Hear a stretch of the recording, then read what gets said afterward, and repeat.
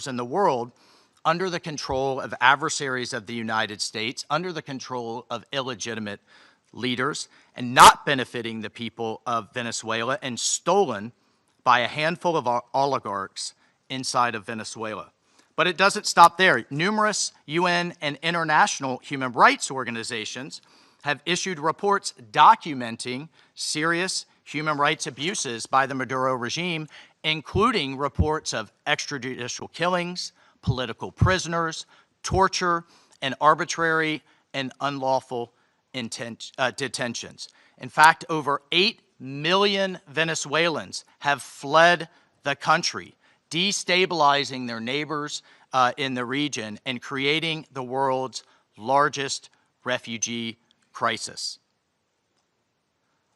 Members of this council, colleagues, the United States wants a better future for Venezuela. We believe a better future for the people of Venezuela and for the people of the region and the world is stabilizing the region and making the neighborhood that we live in a much better and safer place. And this is why millions of Venezuelans that have fled this brutal regime are celebrating and cheering around the world as this body pontificates. Including, those celebrating are including in my home state of Florida, where hundreds of thousands of Venezuelans have fled this regime's brutality. I want to reiterate, President Trump gave diplomacy a chance. He offered Maduro multiple off-ramps. He tried to de-escalate. Maduro refused to take them. President Trump made it clear that the narco-terrorism must stop, and yet it continued.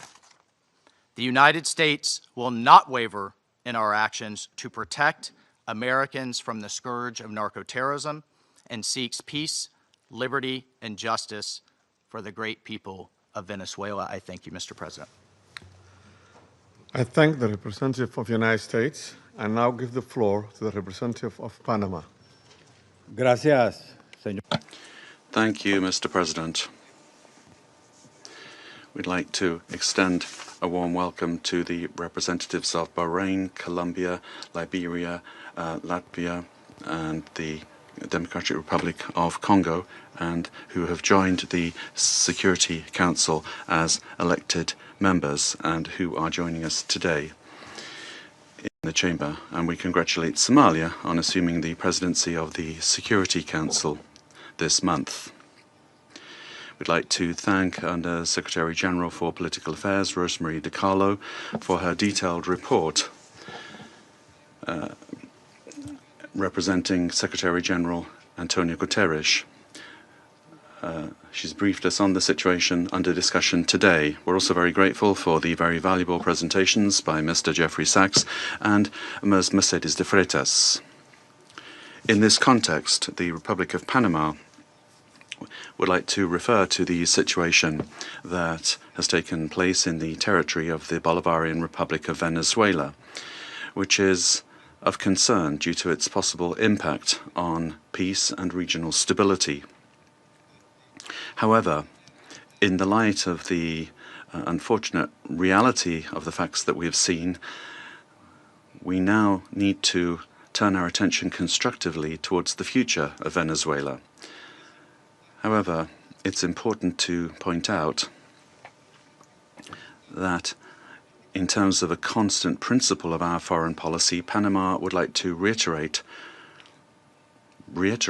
our unfailing commitment to multilateralism, to the sovereignty of states, and to the unrestricted respect for international law, especially the principles enshrined in the United Nations Charter, including non-intervention, respect for territorial integrity, and the prohibition of the use of force. This is mentioned in Article 2 of the United Nations Charter. These principles are, and they continue to be, the indispensable framework for the peaceful coexistence between nations. Panama also believes it's necessary to highlight that the situation Venezuela is facing is unfolding in an environment marked by the disregard for the will of its people, as well as by a sustained erosion of democratic institutions. In this regard, Panama reiterates that it does not and will not recognize the authoritarian and illegitimate regime that has held Venezuelan men and women hostage, plunged them into one of the gravest political, social, humanitarian, and security crises in our region. Unfortunately, we have witnessed how the situation has gradually deteriorated under the regime, especially over the last year, with increased systemic erosion of democracy, the hollowing out of institutions, and the rise of authoritarian and repressive practices, which have contributed to an unfortunate outcome and therefore cannot be ignored by the international community. In particular, it is essential to call for the unconditional release of persons detained for political reasons. Many of them have been deprived of their liberty merely for raising their voices in a context in which dissent is not tolerated. From this moment on, we must demand that all political prisoners that the regime continues to hold hostage, Venezuelans and foreigners alike, be released without delay. Their physical well-being and safety must be guaranteed. Likewise, freedom of expression and the unequivocal respect for human rights must be immediately ensured.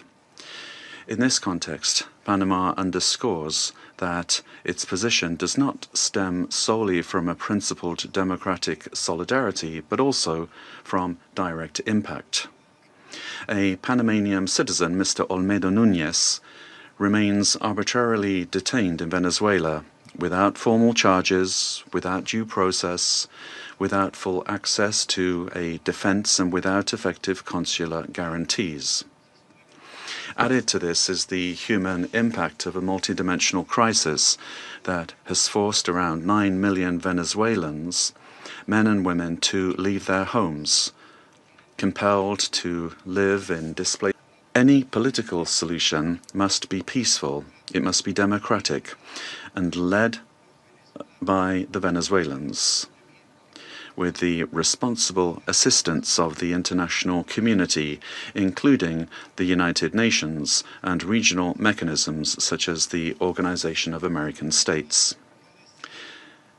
Panama does not wish and would like to avoid a scenario in which Venezuela's reality simply evolves into a change from one crisis to another, one crisis replacing another.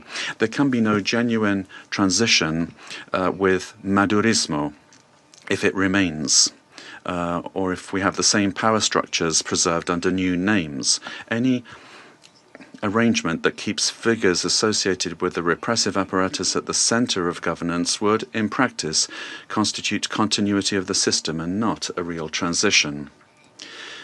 Comparative experience shows that merely nominal transitions tend to prolong conflicts, intensify migratory flows, and perpetuate regional instability to the detriment of international peace and security. Panama will always stand in solidarity with an orderly and democratic transition process, anchored in the popular will already expressed at the polls on July 28, 2024, aimed at restoring democratic institutions through an interim period strictly limited in time, the sole purpose of which is to create the conditions necessary for the effective exercise of the Venezuelan people's right to self-determination. As a country that recovered its democracy and sovereignty, Panama can state clearly that there can be no peace without legitimacy, nor legitimacy without democracy, and that every democracy is ultimately based on respect for the popular will. Mr. President, Panama, due to our commitment to multilateralism and international law, in its capacity as member of the Security Council, will continue to contribute responsibly to collective efforts aimed at preserving peace, strengthening democracy, and supporting legitimate and sustainable solutions anchored in the sovereign will of peoples and respect for international law. Thank you very much. I thank the representative of Panama for the statement and now give the floor to the representative of Latvia. Thank you, Mr. President. At the outset, I would like to congratulate Somalia on assuming the presidency of the United Nations Security Council in January, and wish you all success. Latvia takes its seat on the Council with a profound sense of honor and responsibility for this role. And let me thank Under-Secretary General Rosemarie DiCarlo for today's briefing on behalf of the Secretary General, and I thank the invited briefers. The Security Council bears primary responsibility for the global efforts to uphold peace, security, and rule of law worldwide. Latvia recalls that under all circumstances, the principles of international law and the UN Charter must be upheld. All efforts now focus on ensuring de-escalation and stability in Venezuela based on inclusive dialogue and broad societal support. Latvia encourages all relevant actors to prioritize diplomatic efforts and work collectively towards a peaceful, democratic, and sustainable future for Venezuela. Latvia stands in solidarity with the people of Venezuela and their right to freedom and democracy, rights that were not respected by the Maduro regime during 2024 presidential elections and before, and which remain unmet to this day. The regime of Nicolás Maduro was rooted in mass repression, corruption, organized crime, including drug trafficking, and posed a grave threat to security of the region and the world. It has repeatedly violated the UN Charter and undermined international law, including through open support for Russia's aggression against Ukraine. The Maduro regime does not represent the will of the Venezuelan people and has relied on widespread, systematic repressions of human rights across the country to maintain power. 8 million Venezuelans have been forced to flee the country since 2014. Latvia also remains committed to working jointly together with partners to counter global transnational organized crime networks, including in Latin America and Caribbean. Such criminal activities place the lives of countless people at grave risk, particularly women and children. Addressing these challenges requires sustained cooperation in full respect of international law. Latvia continues to closely monitor the situation in Venezuela and stands prepared to continue working with its partners to support a peaceful, democratic, and just transition that reflects the aspirations of the Venezuelan people. And I thank you. I thank the representative of Latvia for her statement and now give the floor to the representative of Denmark. Thank you, Mr. President. And let me also thank Under-Secretary General DiCarlo for her briefing on behalf of the Secretary General. We also listened carefully to the briefing by Ms. de Freitas and Mr. Sachs. Mr. President, Denmark joins the Secretary General in expressing deep concern over the evolving situation in Venezuela. Since this Council met to discuss the situation 2 weeks ago, we have seen a drastic escalation, culminating in a large-scale military operation on January 3rd. At our last meeting, Denmark urged all actors to strictly adhere to international law and to de-escalate tensions and exercise the necessary restraint. Today, we echo the Secretary General in his concern regarding the worrying implications of this military action. Independent of the situation in Venezuela, these developments constitute a dangerous precedent. International law and the UN Charter, as a pillar of the international security architecture, must be respected by all states. Denmark recalls the foundational principle of international law that forbids states from threatening or using force against another state's territorial integrity and political independence. This imperative is enshrined in Article 2, Paragraph 4 of the UN Charter. Members of the UN Security Council have a special responsibility to uphold these principles. The principles of sovereignty, political independence, and territorial integrity must be respected. The inviolability of borders is not up for negotiation. These are universal, sacrosanct principles enshrined in international law. They apply everywhere. Mr. President, once again, Denmark calls on all parties to urgently de-escalate tensions that could threaten peace and stability in the region and beyond. International disputes should be settled by peaceful means, as stated in the UN Charter. We further call on all parties to exercise maximum restraint and to engage in dialogue and diplomacy. Denmark takes note of official statements from the United States government stating that the military operations are to combat drug trafficking and stem the illicit flow of illegal narcotics. Denmark shares the priority of combating organized crime and drug trafficking, while reiterating that counter-narcotic efforts, as all other efforts, must be conducted in strict accordance with international law, including the fundamental rules and principles of the UN Charter. Mr. President, against this backdrop, Denmark wishes to recall our solidarity with the people of Venezuela. Denmark does not recognize Nicolás Maduro as the legitimate president of Venezuela, following the lack of transparency and integrity in the 2024 presidential elections, which failed to meet basic democratic standards. In Maduro's attempts to cling to power, his authoritarian regime grew increasingly oppressive. His regime bears responsibility for widespread and systematic violations of human rights against his fellow citizens, and he should be held accountable. The victims of the Maduro regime's alleged crimes against humanity have to be heard.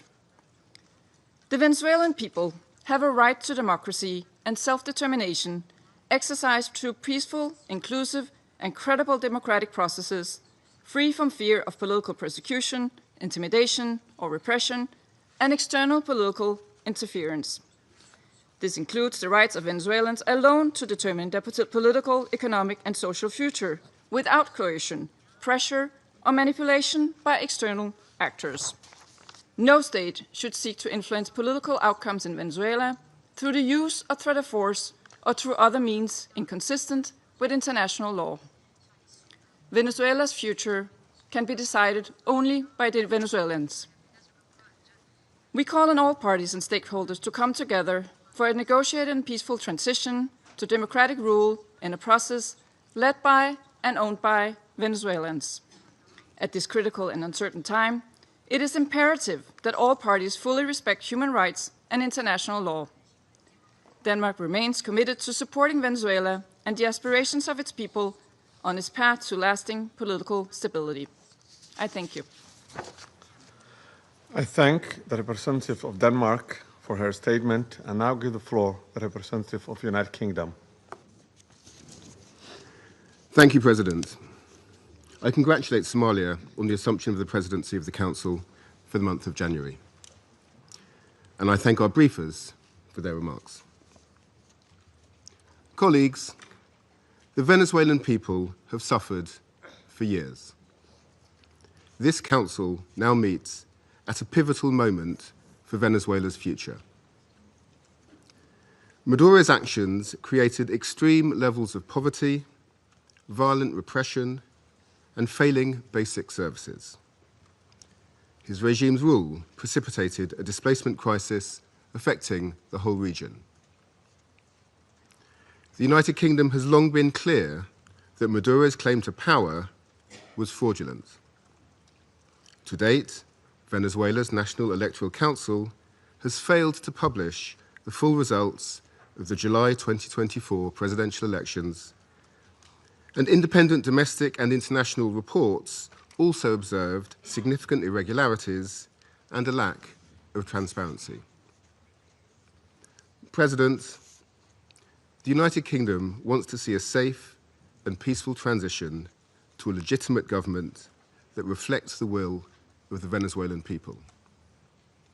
They deserve a government which reflects their vote at the ballot box and delivers a more stable, prosperous future for all Venezuelans.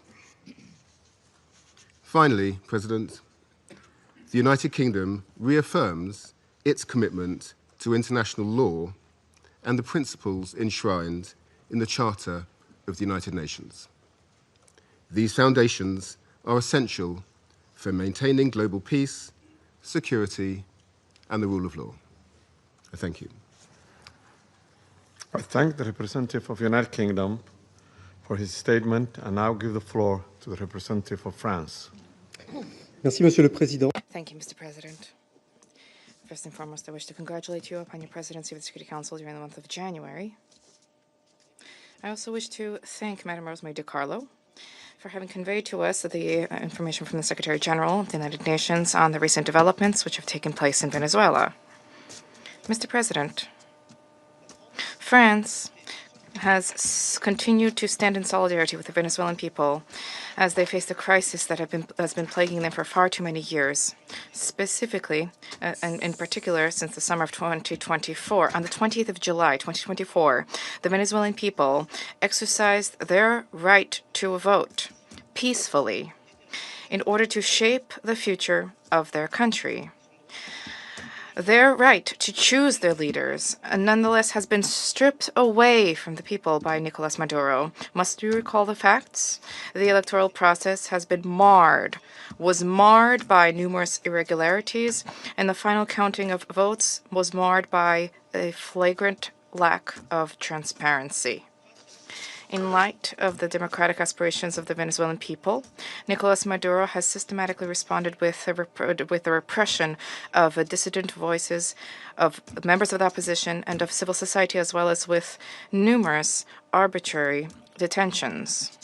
France has always expressed itself with clarity about the fact that these practices are unacceptable and that respect for human rights must be upheld. Mr. President, the military operation which has led to the capture of Nicolás Maduro runs counter to the principle through peaceful means, with full respect for the will of the Venezuelan people, free from any external interference. We hope that Latin American and the Caribbean region, as a zone of peace, will remain free from conflict and confrontation and continue its march towards enhanced regional cooperation and improved prosperity for the people. We urge all parties to exercise maximum restraint, de-escalate tensions, pursue peaceful coexistence, refrain from any actions that could exacerbate the volatile situation, and engage in dialogue, including by utilizing the sincere offers of mediation. The good offices of the Secretary General also always remain available for that purpose. Lastly, Mr. President, I affirm Pakistan's commitment to contributing constructively to the discharge of the Security Council's primary responsibility for addressing the threat to international peace and security by diffusing tensions, promoting pacific settlement, and upholding respect for international law and the UN Charter. Peace and stability of Venezuela and the welfare and prosperity of its people, with full ownership, must be the overriding objective of all efforts. I thank you. I thank the representative of Pakistan for the statement and now give the floor to the representative of Greece. Thank you, Mr. President. At the outset, I would like to congratulate Somalia for assuming the presidency of the Council for the month of January, and I would like to welcome the newly elected members joining the Council. I would also like to thank USG DiCarlo for her briefing on behalf of the Secretary General, as well as Mr. Sachs and Ms. De Freitas for their remarks. Mr. President, Greece is closely monitoring developments in Venezuela. We urge all actors to exercise maximum restraint and to refrain from actions that would deepen the crisis and undermine prospects for peace and stability. Greece reiterates that the Charter of the United Nations and international law, including human rights law, must always be respected. We also recall the obligation of all parties to protect civilians, especially in times of heightened tensions. Greece shares the priority of combating transnational organized crime and drug trafficking, which pose a significant security threat worldwide. We reiterate that these challenges should be addressed through sustained cooperation in full respect of international law. Mr. President, Greece firmly believes that dialogue and diplomacy are the only viable tools for a peaceful transition and a sustainable resolution of the crisis. We join the Secretary General in encouraging all actors in Venezuela to engage in inclusive and meaningful dialogue in full respect of human rights, democratic principles, and the rule of law. We have long been clear that Nicolás Maduro's and illegitimate president's claim to power lacks legitimacy. Greece has not recognized the results of the rigged elections of July 28, 2024, and has always supported initiatives aimed at achieving a democratic solution for Venezuela. We stand firmly with the people of Venezuela in their pursuit of a democratic future, and we express the hope that the recent events will lead to this effect. The voices of all Venezuelans need to be heard, and they deserve governance that reflects their will through peaceful and inclusive processes. In this spirit, we will continue to support efforts aimed at achieving a peaceful, negotiated transition that ensures the will of all Venezuelans is fully respected. Greece stands ready to support all regional and international efforts aimed at the peaceful resolution of the crisis in line with the Charter of the United Nations and international law. I thank you. I thank the representative of Greece for this statement and now give the floor to the representative of Bolivarian Republic of Venezuela. Muchas gracias. Thank you very much, Mr. President. Before coming to the substance of our statement today, I think we need to make an institutional clarification. We note with concern that an attempt is being made to present to the Security Council a supposed representative of civil society, a person whose public career trajectory bears the hallmarks of sustained funding from foreign governments and transnational corporations. This has been the case for years, as well as participation in processes of political destabilization and the promotion of institutional breakdown in her own country. The instrumental use of this person to legitimize narratives of confrontation, justify the use of force, or minimize violations of international law does not contribute in any way to the purposes of this Council or to the strengthening of multilateralism. On the contrary, it erodes the credibility of the debates and distorts the Security Council's mandate entrusted with the maintenance of international peace and security. Mr. President, on January 3rd, 2026 is a date of profound historical significance, not only for Venezuela, but for the international system as a whole.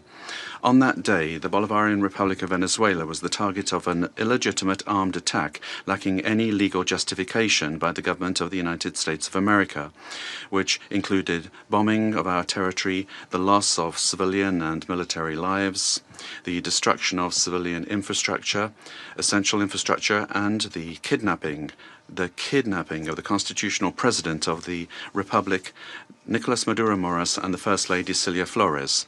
Venezuela comes before this Council today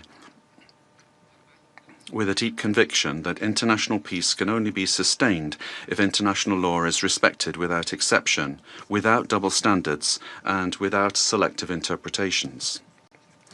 The events of January 3rd constitute a flagrant violation of the UN Charter, perpetrated by the US government, in particular, the violation of the principle of sovereign equality of states, of the absolute prohibition of the use or threat of use of force against the territorial integrity or political independence of any state, as enshrined in Article 2, Paragraph 4,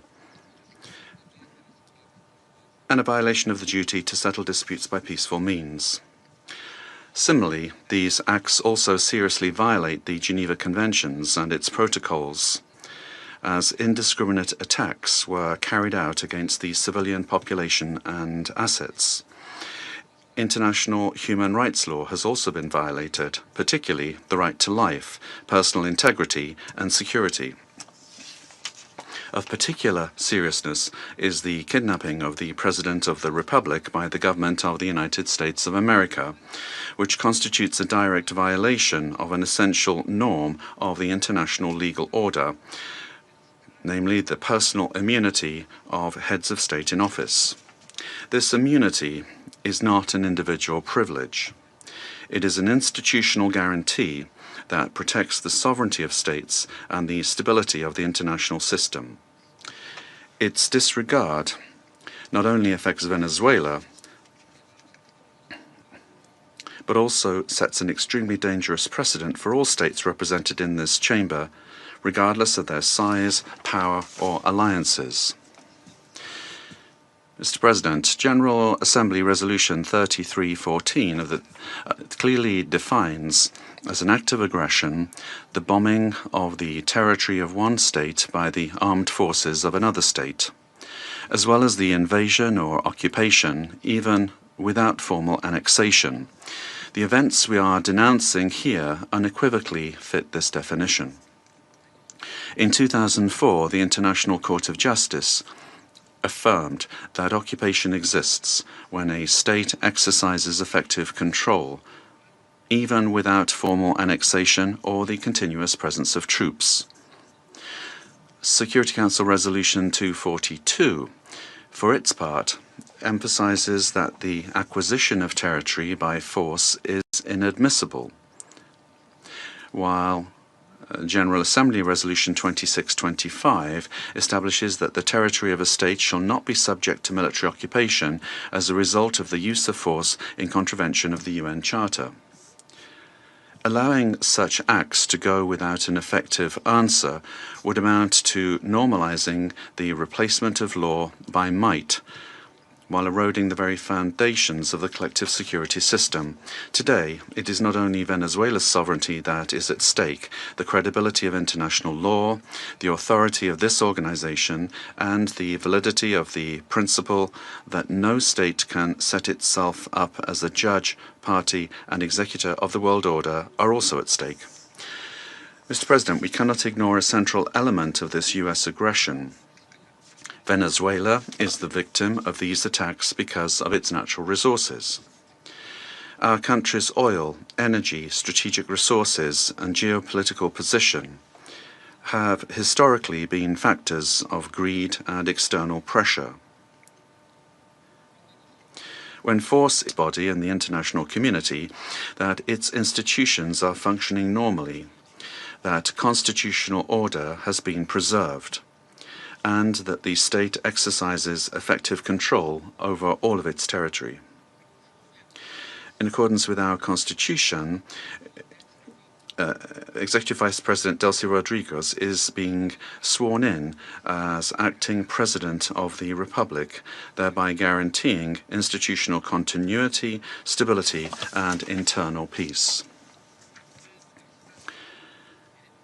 We wish to convey a message of serenity, confidence, and hope to the Venezuelan people.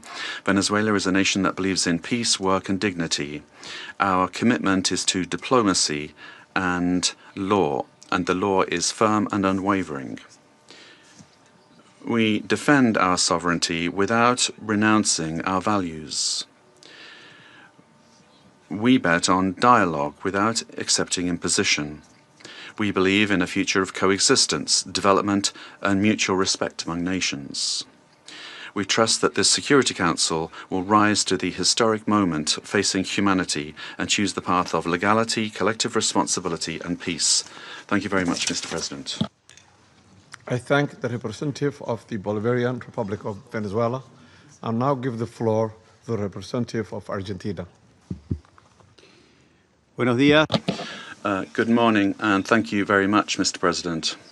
Mr. President, the government of the Argentine Republic values the decision and determination demonstrated by the President of the United States of America and by his government in the recent actions taken in Venezuela that resulted in the capture of the dictator Nicolás Maduro, leader of the Cartel of the Suns, declared a terrorist organization by Argentina in 2025, the same year in which Argentina also declared the Tren de Aragua a terrorist organization.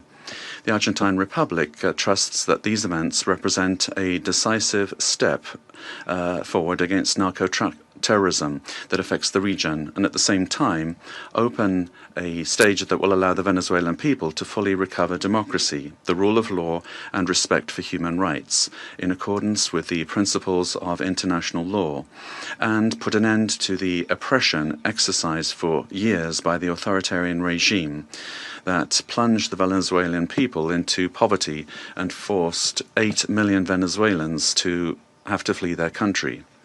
Mr. President, the illegitimate regime of Nicolás Maduro has not only constituted a direct threat to Venezuelan citizens through the systematic violation of human rights, the appropriation of the country's resources, and the destruction of democratic institutions, but also to the entire region by leading and exporting its networks of drug trafficking and organized crime.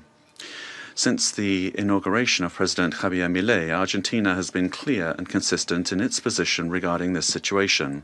We have unequivocally denounced the lack of freedoms and the serious human rights violations, and we have actively contributed with the determination and responsibility to international efforts aimed at the return of democracy in Venezuela. In March 2024, when others opted for inaction or ambiguity, Argentina granted diplomatic asylum to 6 Venezuelan opposition leaders, assuming an enormous challenge for our representation in Caracas. Subsequently, after denouncing the fraudulent nature of the result announced in the 28 July 2024 elections and recognizing Edmundo González Urrutia as president-elect, Argentina was expelled from Venezuela. Our embassy, where the asylum seekers remained, was subject to a permanent siege. Despite these pressures, the Argentine Republic maintained its unwavering conviction to continue denouncing the situation in Venezuela and to act in every available international forum so that Venezuela could once again embrace freedom and democracy. Mr. President, this is not the first time that Argentina has addressed this Security Council regarding the situation in Venezuela.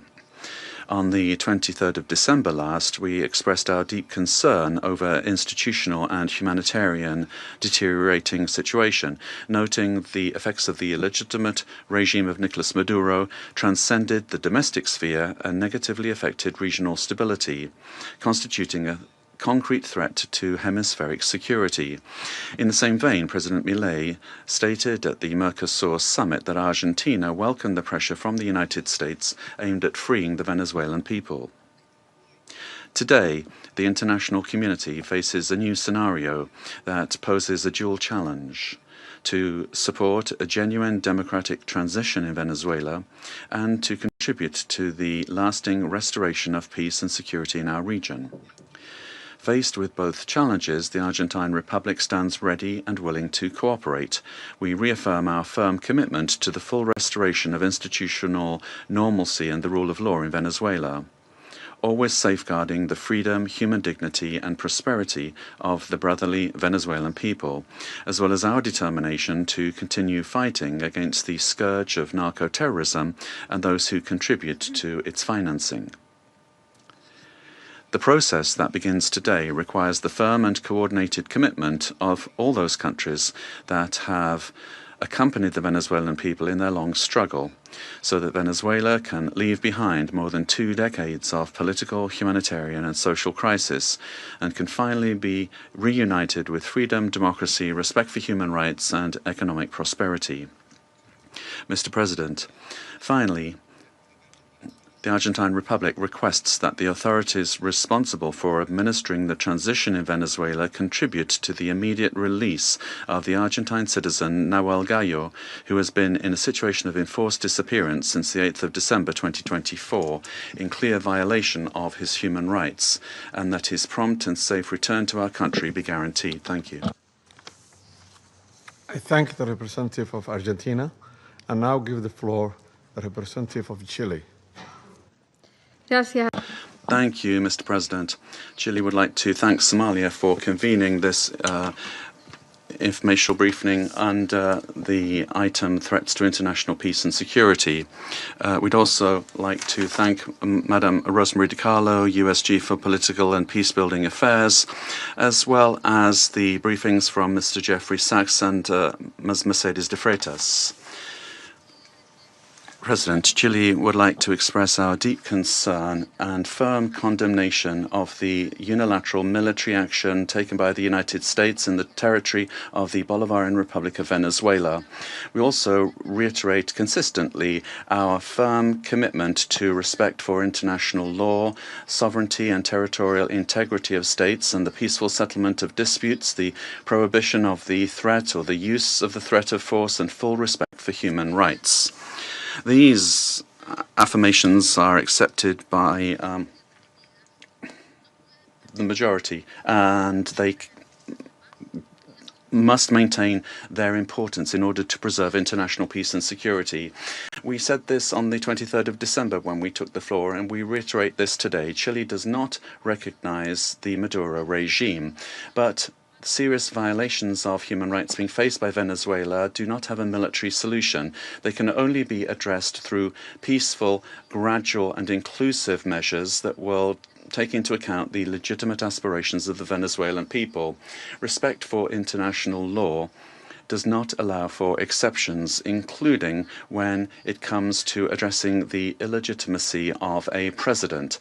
Problems must always be solved within the normative framework that we have provided for ourselves as nations. The future of Venezuela must include free elections, citizen participation, and international assistance, and not with actions that could create dangerous precedents or escalate tensions in the region with serious consequences for the population. Chile, as a witness of history and based on our own experience with the loss of democracy, where there was foreign interference that caused extreme damage and pain for the Chilean people. We were able to recover our democracy through a transitional process that was carried out with the assistance of the international community, the strength of organized citizens, and through our institutions. Mr. President, Chile would like also to underscore the urgent need to continue with coordinated efforts multilaterally to address transnational organized crime. And we're also convinced that Latin America and the Caribbean must continue to be a zone of peace, because that zone of peace not only serves Latin America and the Caribbean, but the entire world. An armed conflict will have devastating humanitarian consequences in Venezuela and in the region. It will worsen the suffering of the civilian population and worsen even further the displacement, insecurity and vulnerability aspects of the situation. We reiterate that any differences must be dealt with exclusively through peaceful means in strict respect for international law, the sovereignty of states, and the prohibition of the use or the threat of the use of force. As was recently indicated by the heads of state of Brazil, Chile, Mexico, Uruguay, and Spain, we express our concern with regard to any attempt to control government administration or foreign ownership of strategic assets. This would be against international law and would threaten the political, economic, and social stability of the region. Mr. President, given this complex scenario, Chile welcomes the role that could be played by multilateral fora. And here, particularly, we would refer to the role of the United Nations, and particularly the role that could be played by the Secretary General and by this Council. with the consent of the parties involved to contribute to de-escalating the situation and searching for an understanding that would favor a peaceful and lasting exit to the crisis. Prudent leadership and experience of our organization, as well as the regional organizations and mechanisms, could be very relevant to avoid a further worsening of the situation and to keep open the channels of communication. Chile reiterates its preparedness to support constructive initiatives that will point in this direction and work together with countries of the region and with the international community for stability and mutual understanding and respect for the principles that underpin this organization. Thank you. I thank the representative of Chile for the statement and now give the floor to the representatives of Brazil.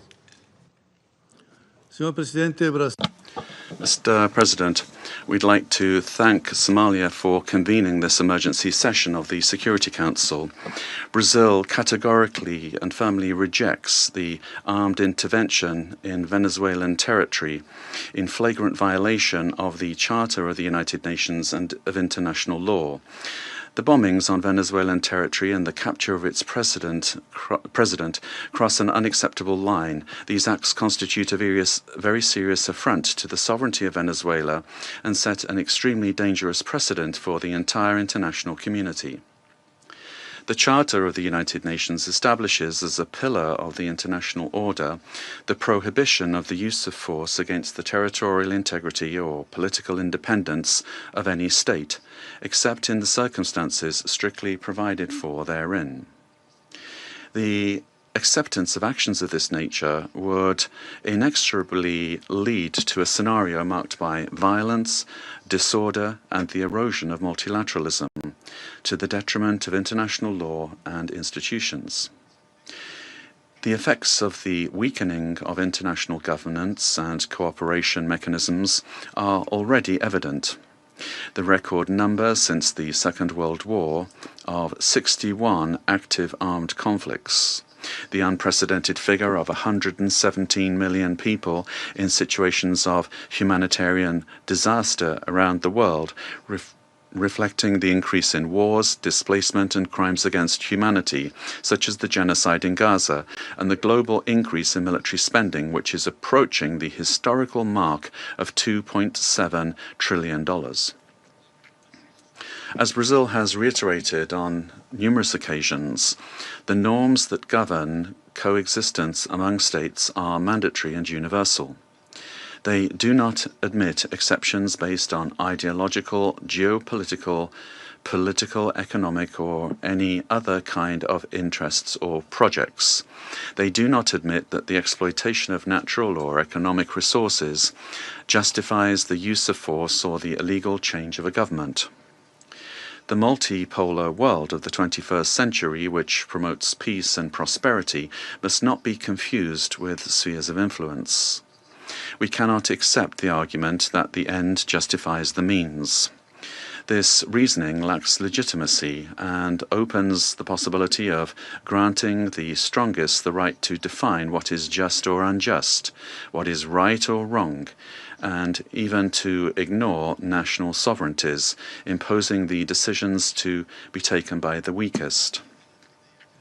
Latin America and the Caribbean have made peace a conscious, lasting, and irreversible choice. The resort to force in our region evokes chapters of history that we believed we'd left behind us and endangers the collective effort to preserve the region as a zone of peace and cooperation, free of armed conflicts, respectful of international law and the principle of non-intervention. Armed interventions in the past have had profoundly negative and lasting consequences. Contrary to freedom and democracy, those interventions produced authoritarian regimes and serious violations of human rights, leaving as a lamentable result thousands of dead, political prisoners, tortured persons, and disappeared persons whose families still today search for their loved ones, as well as justice and reparation. For the first time in South America, a profoundly alarming event has occurred. an external armed aggression with the deployment of troops and bombings in a neighbouring country contiguous with Brazil, with which we share more than 2,000 kilometres of border. Mr. President, South America is a zone of peace. I insist upon that. We have upheld and will uphold with full determination peace and non-intervention in our region. Furthermore, Brazil does not believe that the solution to the situation in Venezuela lies in the creation of protectorates in the country, but rather in solutions that respect the self-determination of the Venezuelan people within the framework of its constitution. The events of January 3rd transcend the regional sphere. The attack on the sovereignty of any country, regardless of the direction of its government, affects the entire international community. This and other cases of armed intervention against the sovereignty of a country, its territorial integrity, or its institutions must be vehemently condemned.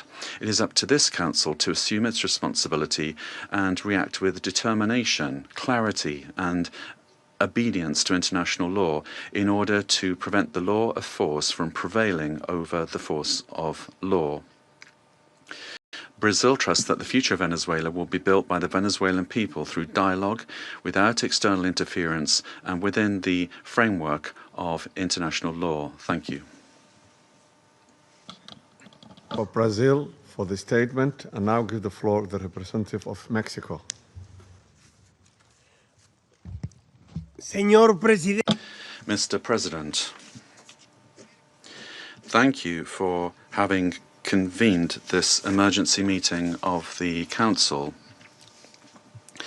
The government of Mexico has already made its position clear with regard to our condemnation of the military aggression of January 3rd against targets in the territory of Venezuela, in clear violation of Article 2 of the Charter of the United Nations.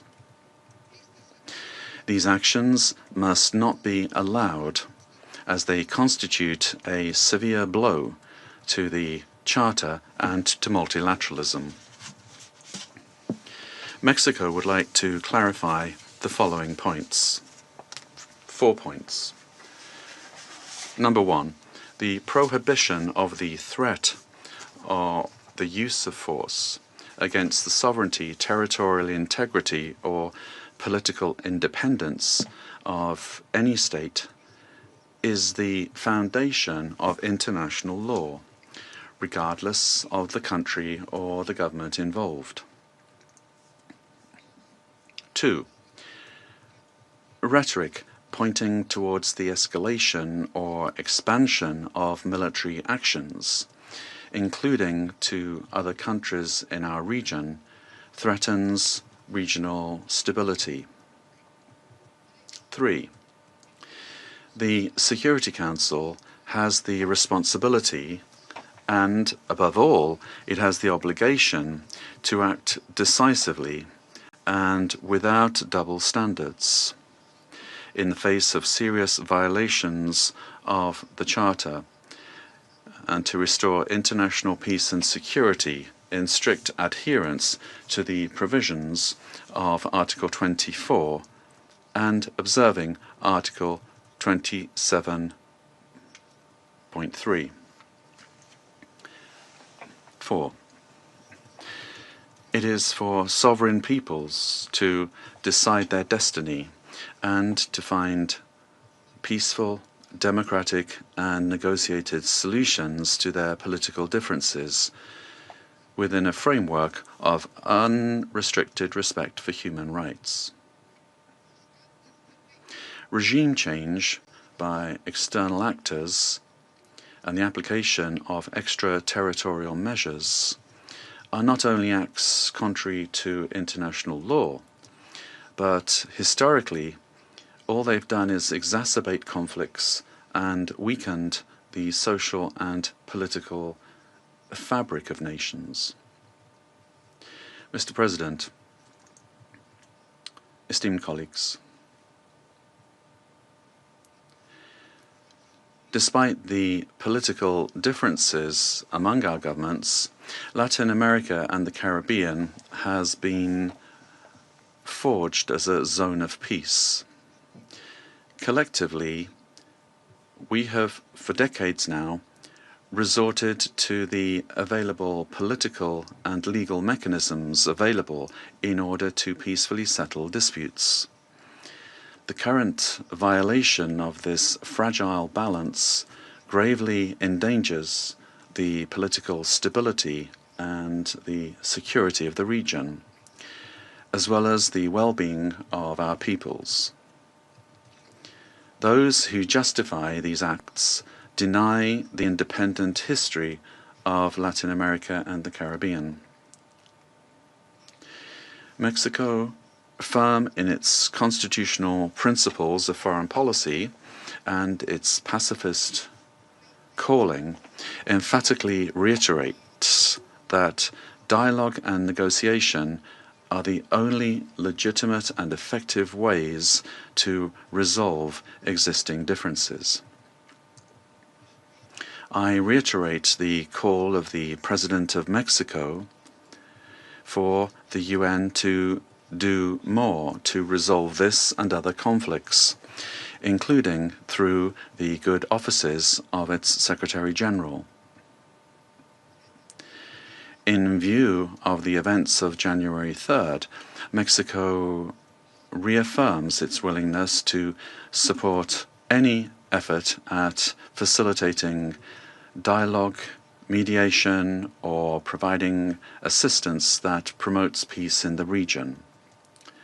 Finally, we cannot overlook the fact that this session of the Council has been held only now, when what we face is a serious situation that puts international peace and security at risk. Thank you. I thank the representative of Mexico for his statement and now give the floor to the representative of Paraguay.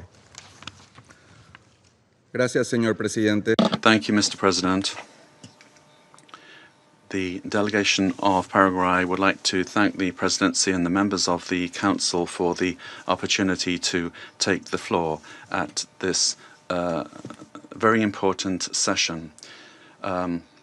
Paraguay has already pointed out the situation with regard to Venezuela under President Maduro and the Cartel de los Soles and the criminal organization that was formally declared as such by our national authorities, and his continued presence was a threat to the region.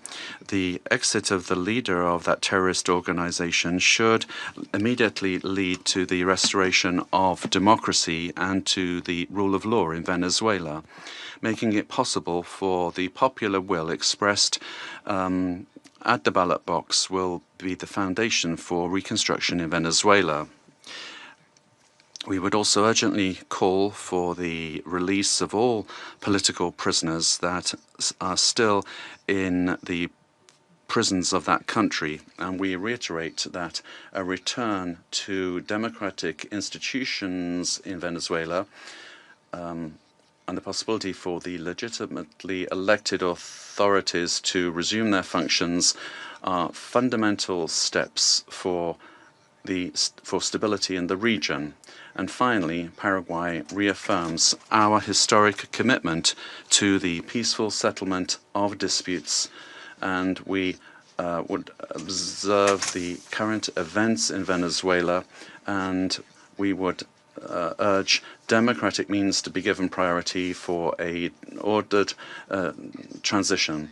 Our commitment will continue to be to the democratic principles of the rule of law and peace in society. Thank you very much, Mr. President. I thank the representative of Paraguay for his statement and now give the floor to the representative of Cuba. Gracias, señor presidente. Thank you, Mr. President.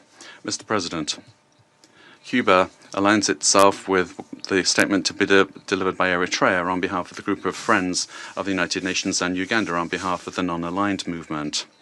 Since September of last year, Cuba has been denouncing the hegemonic and criminal plans of the United States and its aggressive projection against Venezuela and the region.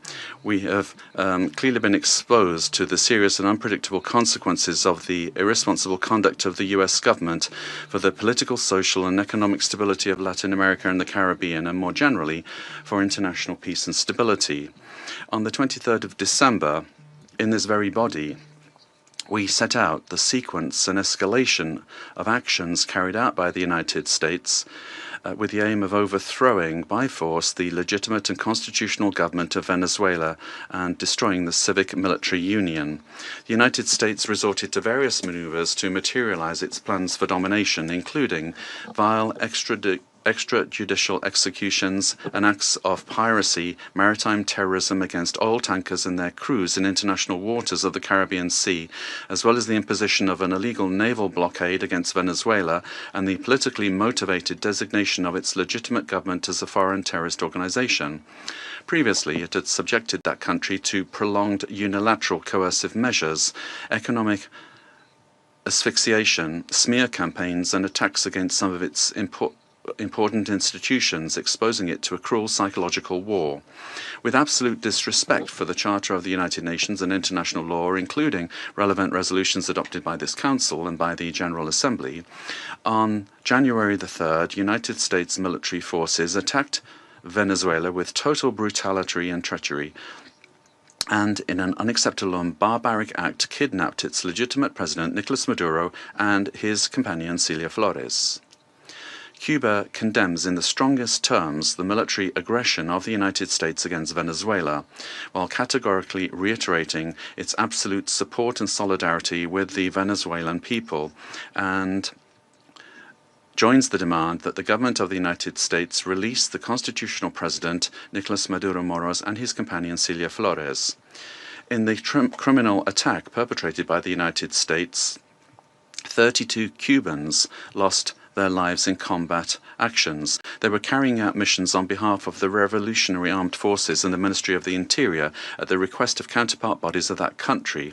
Our compatriots honorably fulfilled their duty and fell after fierce resistance in direct combat against the attackers or as a result of the bombings of the facilities. Through their heroic actions, they upheld the solidarity sentiments of millions of our compatriots. Mr. President, the cowardly U.S. aggression against Venezuela is a criminal act in violation of international law and the UN Charter. It constitutes a dangerous escalation of the sustained war campaign waged for years by the United States against that sister nation, which intensified since September 2025 with the aggressive naval deployment in the Caribbean Sea under mendacious pretexts and unfounded accusations without any evidence whatsoever. The U.S. military attack against Venezuela has no justification whatsoever. It does not respond to any provocation, nor does it possess legitimacy. It is based on the aberrant doctrine of peace through force and undermines the stability and peace that have characterized our Latin American and Caribbean region for years. It seeks to promote a change in the constitutional order of the Bolivarian Republic of Venezuela, freely chosen by its people. Its ultimate objective is not the false narrative of combating drug trafficking, but control over Venezuela's land and natural resources, as has been openly and shamelessly declared by President Trump and his Secretary of State. This is an imperialist and fascist aggression with objectives of domination that seeks to revive the U.S. hegemonic ambitions over our America, anchored in the outdated Monroe Doctrine. It also seeks to intimidate and subjugate the governments of Latin America and the Caribbean. Cuba calls for an urgent reaction from the international community against this criminal attack on Venezuela, a peaceful nation that has not attacked the United States or any other country. We call on all governments, parliaments, social movements, and peoples of the world to condemn the U.S. military aggression against Venezuela and to confront this act of state terrorism that threatens international peace and security and seeks to impose a new doctrine of U.S. imperialist domination in Latin America and the Caribbean and in the world. Mr. President, the recent statements about imperialist plans to steer Venezuela toward a supposed safe, appropriate and prudent transition are totally unacceptable. In the US vision of domination, this means imposing a puppet government functional to its predatory goals, particularly unrestricted access to and plundering of natural resources that, by right, belong to the Venezuelan people. Determining the destiny of Venezuela is an exclusive right of its people, without external interference.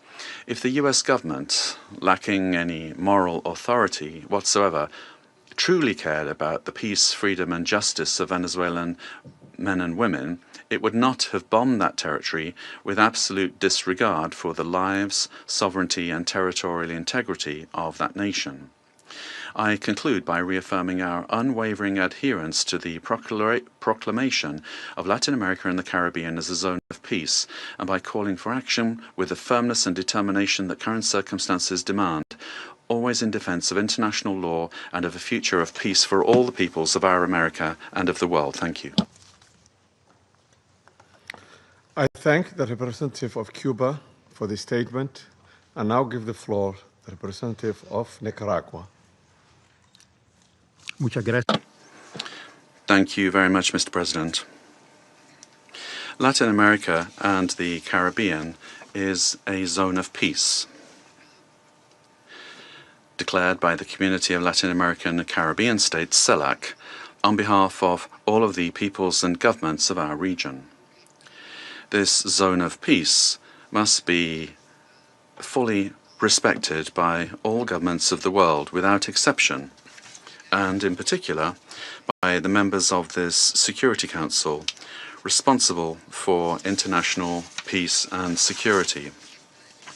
This decision, these desires and aspirations of our peoples, are a noble contribution to world peace, to international law, and to the United Nations Charter. Mr. President, Nicaragua supports what was expressed by the interim president of Venezuela, Delcy Rodriguez, calling for the immediate release of the constitutional and legitimate president of Venezuela, Nicolás Maduro Moros, and the first fighter of the country, Cilia Flores. All member states of the United Nations have the duty to respect international law, the spirit, the purposes and principles of the United Nations Charter, the right to sovereignty, self-determination, territorial integrity of states, non-interference, and peaceful coexistence. The Venezuelan people are a dignified people, the people of Bolivar, of Chavez, and of Maduro, and they have never bowed the knee. They defend their right to sovereignty and their right to peace. Nicaragua will always stand with Venezuela. Peace has been deeply damaged, and the human family, the community of nations, the peoples of the world. We urge all of you to respect the dignity of all peoples. Thank you. I thank the representative of Nicaragua for the statement and now give the floor to the representative of Trinidad and Tobago. Thank you, Mr. President. The delegation of Trinidad and Tobago thanks the Security Council for convening this urgent meeting following the recent developments in the Bolivarian Republic of Venezuela. My delegation addresses this council today as a Caribbean nation, a neighbor of Venezuela, and a long-standing advocate for peaceful coexistence and the rule of law. The government of Trinidad and Tobago has taken note of the military operations undertaken by the United States in Venezuela.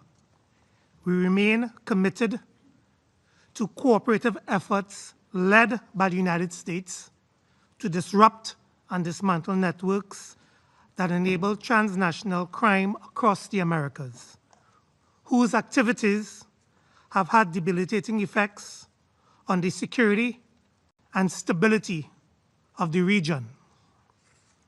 Trinidad and Tobago remains steadfast in its support of the United States of America's initiatives that strengthen regional security, reinforce the rule of law, and safeguard the well-being of our societies, the Americas.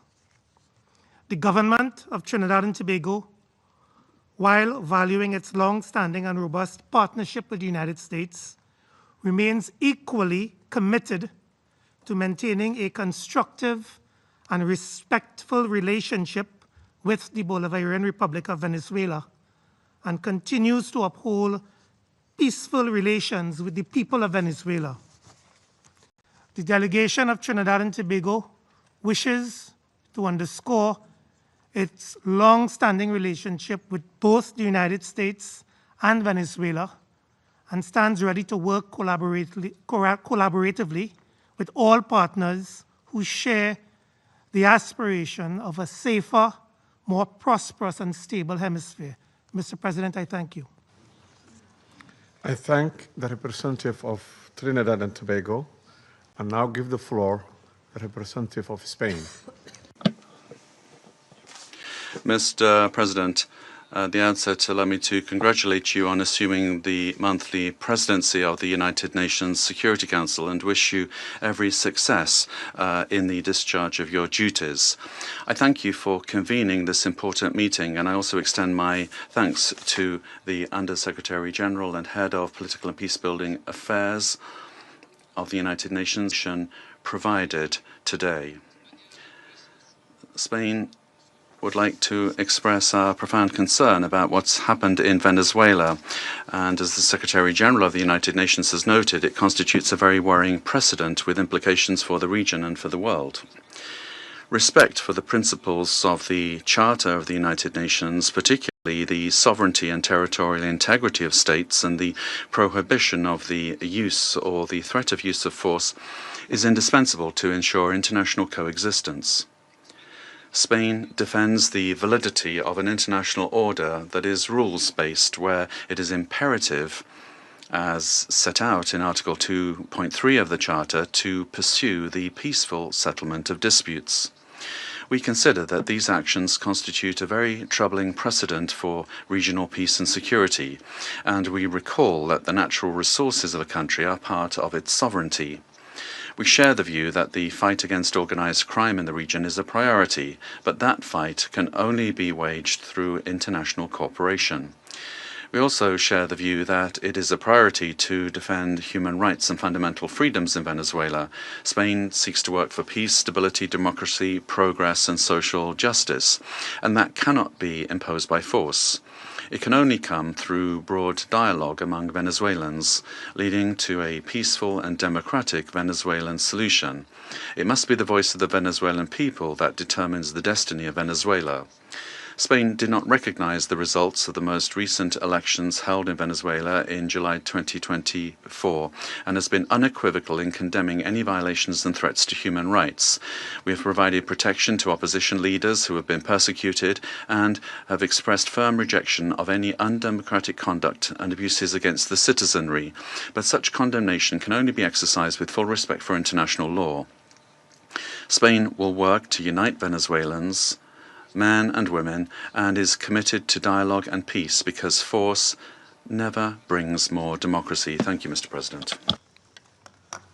I thank the representative of Spain, and I now give the floor to the representative of South Africa. Thank you, Mr. President. We wish to congratulate the Federal Republic of Somalia for assuming the rotating presidency of the United Nations Security Council for the month of January, and wish you and your delegation all the best in the execution of your responsibilities. We also wish to thank you for convening this debate and affording all UN member states to participate, because the situation in Venezuela concerns all UN member states, given its implications for the credibility of the UN Charter and international law. Mr. President, integral to the maintenance of international peace and security since the establishment of the United Nations is the understanding that no nation can claim to be legally or morally superior to another. We are all nations born out of different histories and contexts, ascribing to the common values and principles enshrined in the Charter of the United Nations. Chief amongst these principles is the sovereign equality of all its members. By signing the Charter, we have all committed to settle our international disputes by peaceful means in such a manner that international peace, security, and justice are not endangered. We have also committed to refrain in our foreign relations from the threat or use of force against the territorial integrity or political independence of any state, or in any other manner inconsistent with the purposes and principles of the United Nations. The International Court of Justice has also previously affirmed that international law prohibits the use of force and intervention in another state's affairs.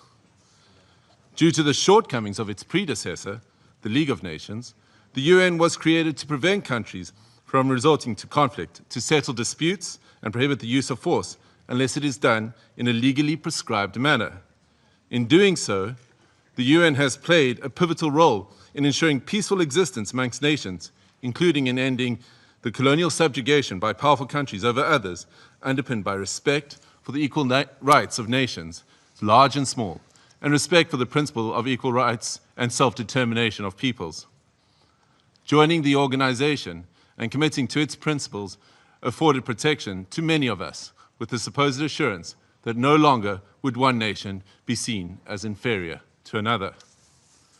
Unfortunately, when countries ignore the Charter and act contrary to its central premise, it undermines the credibility of the entire system in which we all undertake our international relations. The stability of the international system depends not only on the respect, but on the consistent application of these established legal norms.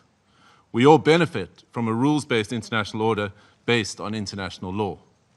When we break those norms, we invite anarchy and an environment where might makes right, ignoring the complexity of interrelations and interdependence in our modern world. Mr. President, the unilateral military strikes carried out by the United States of America against Venezuela and the abduction of President Nicolás Maduro and his spouse from Venezuelan territory for transfer to the United States wantonly violates the sovereignty and territorial integrity and independence of Venezuela. These actions are also in stark contrast to our established legal norms, reinforcing the belief that might is right and undermining diplomacy. History has repeatedly demonstrated that military invasions against sovereign states yield only instability and deepen crises. Unlawful unilateral force of this nature undermines the stability of the international order and the principle of equality among nations. Such use of force also undermines the institutional infrastructure established to regulate relations among nations. We have seen examples of these in Libya, Iraq, and countless cases in Africa where foreign interventions and interference create security crises and undermine national governance institutions cultivated through nuanced and complex national contexts. South Africa stresses that allegations of internal governance challenges, human rights concerns, or acts of criminality by a head of state cannot justify a breach of the Charter's prohibition on the use of force, particularly Article 2.4 of the Charter. The peaceful resolution of disputes and internal matters must proceed in accordance with international law and through multilateral mechanisms. Additionally, under international law, a state has exclusive jurisdiction over persons and conduct within its own territory. Any enforcement of domestic law, including arrest by one state within the territory of another state without the state's consent, is an unlawful violation of sovereignty. There are recourse mechanisms at the disposal of states to implement international law.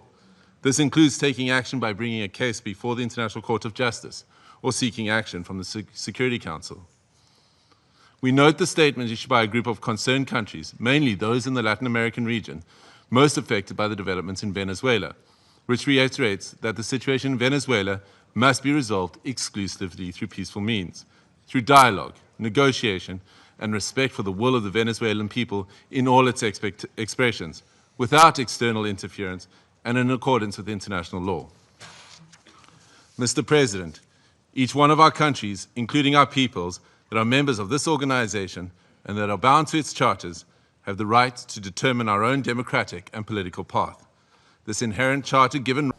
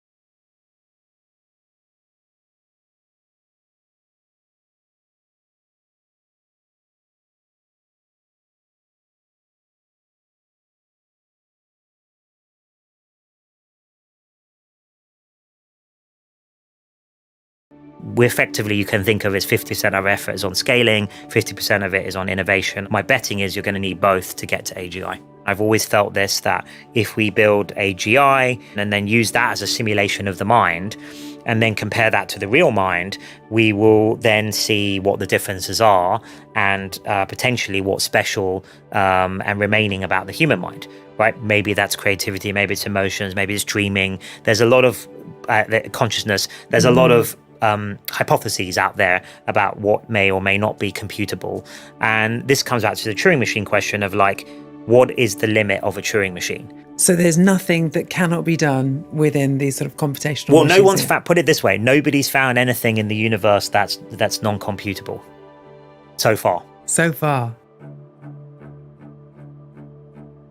Welcome to Google DeepMind, the podcast with me, Professor Hannah Fry. It has been an extraordinary year for AI. We have seen the centre of gravity shift from large language models to agentic AI. We've seen AI accelerate drug discovery and multimodal models integrated into robotics and driverless cars. Now, these are all topics that we've explored in detail on this podcast.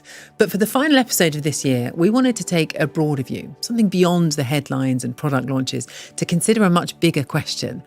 Where is all this heading really? What are the scientific and technological questions that will define the next phase? And someone who spends quite a lot of their time thinking about that is Demis Hassabis, CEO and co-founder of Google DeepMind. Welcome back to the podcast, Demis. Great to be back. I mean, quite a lot's happened in the last year. Yes. What's sort of the biggest shift, do you think? Oh, wow. I mean, it's just so much has happened. As you said, it feels like we packed in 10 years in 1 year. I think a lot's happened. I mean, certainly for us, the progress of the models. We've just released Gemini 3, which we're really happy with. The multimodal capabilities, all of those things have just advanced really well. And then probably the thing, I guess, over the summer that I'm very excited about is world models being advanced. I'm sure we're going to talk about that. Yeah, absolutely. We will get onto all of that stuff in a bit more detail in a moment. I remember the very first time that I interviewed you for this podcast, and you were talking about the root node problems, about this idea that you can use AI to kind of unlock these downstream benefits. And you've made pretty good on your promise, I have to say. Yes. Do you want to give us an update on where we are with those? What are the things that are just around the corner and the things that you've sort of solved or near solved? Yeah, well, of course, obviously the big proof point was AlphaFold, and it's sort of crazy to think we're coming up to like 5-year sort of anniversary of AlphaFold being sort of announced to the world, AlphaFold 2 at least. So that was the proof, I guess, that it was possible to do these root node type of problems. And we're exploring all the other ones now. I think material science, I'd love to do a room temperature superconductor, and better batteries, these kinds of things. I think that's on the cards. Better materials of all sorts. We're also working on fusion. Because there's a new partnership that's been announced with Fusion, right? Yeah, we've just announced partnership with a deep one. We already were collaborating with them, but it's a much deeper one now with Commonwealth Fusion, who, I think are probably the best startup working on at least traditional tokamak reactors. So they're probably closest to having something viable, and we want to help accelerate that, helping them contain the plasma in the magnets and maybe even some material design there as well. So that's exciting. And then we're collaborating also with our quantum colleagues, which they're doing amazing work at the quantum AI team at Google, and we're helping them with error correction codes, where we're using our machine learning to help them, and then maybe one day they'll help us. That's perfect. Yes, exactly. The fusion one is particularly, I mean, the difference that would make to the world that would be unlocked by that is gigantic. Yeah. I mean, fusion's always been the holy grail. Of course, I think solar is very promising too, right? Effectively using the fusion reactor in the clouds, in the sky. But I think if we could have modular fusion reactors, this promise of almost unlimited, renewable, clean energy would be obviously transform everything, and that's the holy grail. And of course, that's one of the ways we could help with climate. Does make a lot of our existing problems sort of disappear if we can definitely. I mean, it opens up many. This is why we think of it as a root node. Of course, it helps directly with energy and pollution and so on, and helps with the climate crisis. But also, if energy really was renewable and clean and super cheap or almost free, then many other things would become viable. Like water access, because we could have desalination plants pretty much everywhere, even making rocket fuel.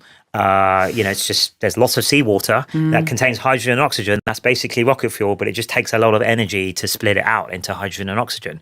But if energy is cheap and renewable and sort of clean, then why not do that? You could have that producing 24/7. You're also seeing a lot of change in the AI that is applying itself to mathematics, right? Yes. Winning medals in the International Maths Olympiad. And yet at the same time, these models can make quite basic mistakes in high school math. Why is there that paradox? Yeah, I think it's fascinating, actually. One of the most fascinating things, and probably that needs to be fixed as one of the key things why we're not at AGI yet. As you said, we've had a lot of success and other groups on getting like gold medals at the International Maths Olympiad. You look at those questions and they're super hard questions that only the top students in the world can do. And on the other hand, if you pose a question in a certain way, we've all seen that with experimenting with chatbots ourselves in our daily lives, that it can make some fairly trivial mistakes on logic problems. They can't really play decent games of chess yet, which is surprising. So there's something missing still from these systems in terms of their consistency. And I think that's one of the things that you would expect from a general intelligence, an AGI system, is that it would be consistent across the board.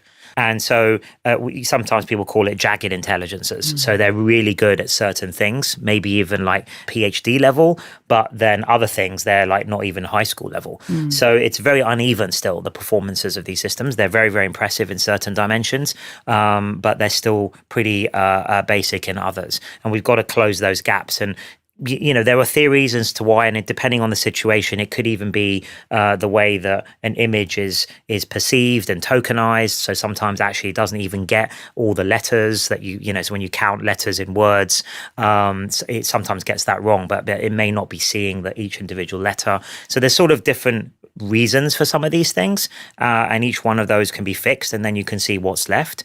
But I think consistency, I think another thing is reasoning and thinking. So we have thinking systems now that at inference time, they spend more time thinking, and they're better at outputting their answers.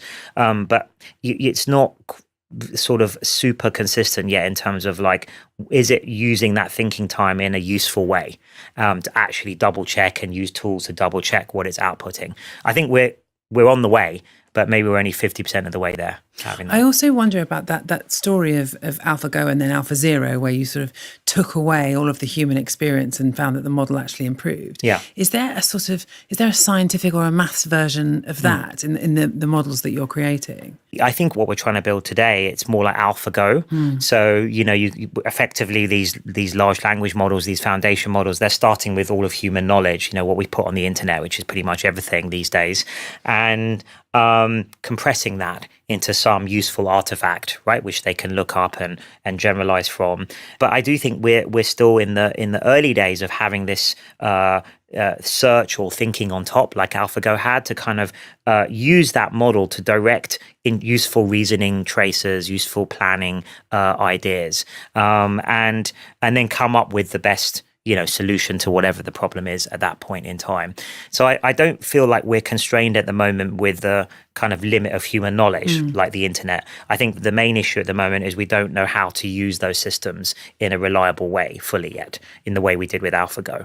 But of course that was a lot easier because it was a game. I think once you have AlphaGo there, you could go back, just like we did with the Alpha series, and do an AlphaZero, where it starts sort of discovering knowledge for itself. I think that would be the next step. But that's obviously harder. And so I think it's good to try and create the first step first with some kind of AlphaGo-like system. And then we can think about an AlphaZero-like system. But that is also one of the things missing from today's systems, is the ability to online learn and continually learn. So, we train these systems, we balance them, we post-train them, and then they're out in the world, but they don't continue to learn out in the world like we would. And I think that's another critical missing piece from these systems from that will be needed for AGI. In terms of all of those missing pieces, I mean, I know that there's this big race at the moment to release commercial products, but I also know that Google DeepMind's roots really lie in that idea of scientific research. Yes. And I found a quote from you where you recently said, if I'd had my way, we would have left AI in the lab for longer and done more things like AlphaFold, maybe cured cancer or something like that. Do you think that we lost something by not taking that slower route? I think we lost and gained something. So I feel like that would have been the more pure scientific approach. At least that was my original plan, say 15, 20 years ago, that, when almost no one was working on AI, we were just about to start DeepMind. People thought it was a crazy thing to work on. But we believed in it. And I think that the idea was if we would make progress, we would continue to sort of incrementally build towards AGI, be very careful about what each step was and the safety aspects of it and so on, analyze what the system was doing and so on.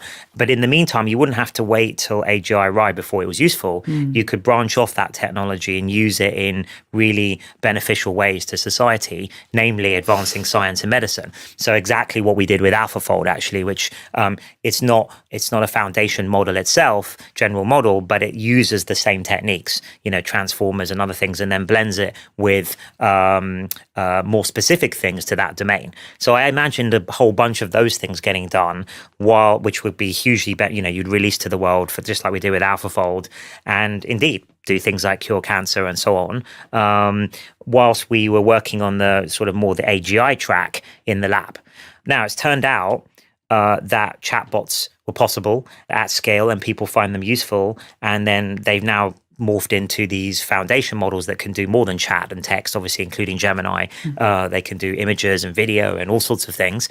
And that's also been very successful commercially and in terms of a product. And I love that too. Like, I've always dreamed of having the ultimate assistant that would help you in everyday life, make it more productive, maybe even protect your brain space a bit as well from an attention so that you can focus and be in flow and so on. Because, today with social media, it's just noise. And I think AI that works for you could help us with that. So I think that's good, but it has created this pretty crazy race condition where there's many commercial organizations and even nation states all rushing to, improve and overtake each other. And that makes it hard to do sort of rigorous science at the same time. We try to do both, and I think we're getting that balance right. On the other hand, there are lots of pros of the way it's happened, which is, of course, there's a lot more resources coming into the area, so that's definitely accelerated progress. And also, I think the general public are actually, interestingly, only a couple of months behind the absolute frontier in terms of what they can use. So everyone gets a chance to sort of feel for themselves what AI is going to be like. And I think that's a good thing. And then governments sort of understanding this better. The thing that's strange is that, this time last year, I think there was a lot of talk about, scaling, eventually hitting a wall, about us running out of data. And yet, we're recording now, Gemini 3 has just been released, and it's leading on this whole range of different benchmarks. How has that been possible? Like, wasn't there supposed to be a problem with scaling hitting a wall? I think a lot of people thought that, especially as other companies have sort of had slower progress, shall we say.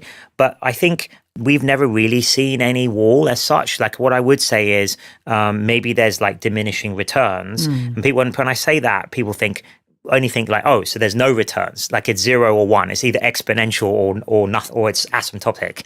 No, actually, there's a lot of room between those two regimes, and I think we're in between those. So it's not like you're going to double the performance on all the benchmarks every time you release a new iteration. Maybe that's what was happening in the very early days, 3-4 years ago.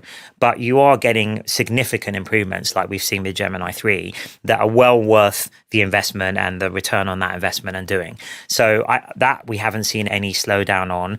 There are issues like, are we running out of just available data? But there are ways to get around that, synthetic data, generating these systems are good enough, they can start generating their own data, especially in certain domains like coding and math, where you can verify the answer. In some sense, you could produce unlimited data. So all of these things, though, are research questions. And I think that's the advantage that we've always had, is that we've always been sort of research first, and I think we have the broadest and deepest research bench, always have done. And if you look back at the last decade of advances, whether that's Transformers or AlphaGo, AlphaZero, any of the things we just discussed, that they all came out of Google or DeepMind. So I've always said, like, if more innovations are needed, scientific ones, then I would back us to be the place to do it, just like we were, in the previous sort of 15 years for a lot of the big breakthroughs. So I think that's that's just what's transpiring. And I actually really like it when the terrain gets harder, because then it's not just world-class engineering you need, which is already hard enough, but you have to ally that with world-class research and science, which is what we specialize in. And on top of that, we also have the advantage of world-class infrastructure with our TPUs and other things that we've invested in a lot for a long time. And so that combination, I think, allows us to sort of be at the frontier of the innovations as well as the scaling part. And we effectively, you can think of as 50% of our effort is on scaling, 50% of it is on innovation. And I think my betting is you're going to need both to get to AGI. I mean, one thing that we are still seeing, even in Gemini 3, which is an exceptional model, is this idea of hallucinations. So I think there was one metric that said it can still give an answer when actually it should decline. Yes. I mean, could you build a system where Gemini gives a confidence score in the same way that AlphaFold does? Yeah, I think so. And I think we need that, actually. And I think that's sort of one of the missing things. I think we're getting close. I think the better the models get, the more they know about what they know, if that makes sense. And I think the more reliable, you could sort of rely on them to actually introspect in some way or do more thinking and actually realize for themselves that they're uncertain or there's uncertainty over this answer. And then we've got to sort of work out how to train it in a way where it can output that as a reasonable answer. We're getting better at it, but it's still sometimes, it sort of forces itself to answer when it probably shouldn't. And then that can lead to a hallucination. So I think, a lot of the hallucinations are of that type currently. So there's a missing piece there that sort of has to be solved. And you're right, as we did solve it with AlphaFold, but in obviously a much more limited way. Because presumably behind the scenes, there is some sort of measure of probability of whatever the next token might be. Yes, there is of the next token. That's how it all works. But that doesn't tell you the overall arching piece. Is how confident are you about this entire fact or this entire statement? And I think that's why you'll need this. I think we'll need to use the thinking steps and the planning steps to go back over what you just output. At the moment, it's a little bit like the systems are just, it's like talking to a person and they just, when they're on a bad day, they're just literally telling you the first thing that comes to their mind. Most of the time that'll be okay. But then sometimes when it's a very difficult thing, you'd want to pause for a moment and maybe go over what you were about to say and adjust what you were about to say. But perhaps that's happening less and less in the world these days, but that's still the better way of having a discourse. So, I think you can think of it like that. These models need to do that better. I also really want to talk to you about the simulated worlds and putting agents in them, because we got to talk to your Genie team earlier this awesome year. Work. Tell me why you care about simulation. What can a world model do that a language model can't? Well, look, it's actually been, it's probably my longest standing passion is world models and simulations, in addition to AI. And of course, it's all coming together in our most recent work like Genie. And I think language models are able to understand a lot about the world. I think actually more than we expected, more than I expected, because language is actually probably richer than we thought. It contains more about the world than we maybe even linguists maybe imagined. And that's, proven now with these new systems. But there's still a lot about the spatial dynamics of the world, how spatial awareness, and the physical context we're in, and how that works mechanically, that it's hard to describe in words and isn't generally described in corpuses of words. And a lot of this is allied to learning from experience, online experience. There's a lot of things which you can't really describe something. You have to just experience it. Maybe the sensors and so on are very hard to put into words, whether that's, motor angles and smell and, these kind of sensors. It's very difficult to describe that in any kind of language. So I think there's a whole set of things around that. And I think if we want robotics to work, or a universal assistant that maybe comes along with you in your daily life, maybe on glasses or, on your phone, and helps you in your everyday life, not just on your computer, you're going to need this kind of world understanding. And world models are at the core of that. So there's what we mean by a world model is this sort of model that understands the causative and effect of the mechanics of the world, right? Intuitive physics, but how things move, how things behave. Now, we're seeing a lot of that in our video models, actually. And one way to show how do you test you have that kind of understanding? Well, can you generate realistic worlds. Because if you can generate it, then in a sense, you must have understood, the system must have encapsulated a lot of the mechanics of the world. So that's why Genie and VO and these models are, our video models and our sort of interactive world models are really impressive, but also important steps towards showing we have generalized world models. And then hopefully at some point we can apply it to, robotics and universal assistance. And then of course, one of my favorite things I'm definitely going to have to do at some point is reapplying it back to games and game simulations and create the ultimate games, which of course was maybe always my subconscious plan. All of this. Yeah, all of this time, exactly. What about science too, though? Could you use it in that domain? Yes, you could. So science, again, I think building models of scientifically complex domains, whether that's materials on the atomic level, in biology, but also like some physical things as well, like weather. One way to understand those systems is to learn simulations of those systems from the raw data, right? So you have a bunch of raw data, let's say it's about the weather, and obviously we have some amazing weather projects going on. And then you have a model that kind of learns those dynamics and can recreate those dynamics more efficiently. So than doing it by brute force. So I think there's huge potential for simulations and kind of world models, maybe specialized ones for aspects of science and mathematics. But then also, you can drop an agent into that simulated world too, right? Yes. Your Genie 3 team, they had this really lovely quote, which was, almost no prerequisite to any major invention was made with that invention in mind. And they were talking about dropping agents into these simulated environments and allowing them to explore with sort of curiosity being their main motivator. Right. And so that's another really exciting use of these world models is we have another project called Simmer. We just released Simmer 2, simulated agents, where you have an avatar or an agent and you put it down into a virtual world. It can be a kind of actual commercial game or something like that, a very complex one, like No Man's Sky, a kind of open world space game. And then you can instruct it because it's got Gemini under the hood, you can just talk to the agent and give it tasks.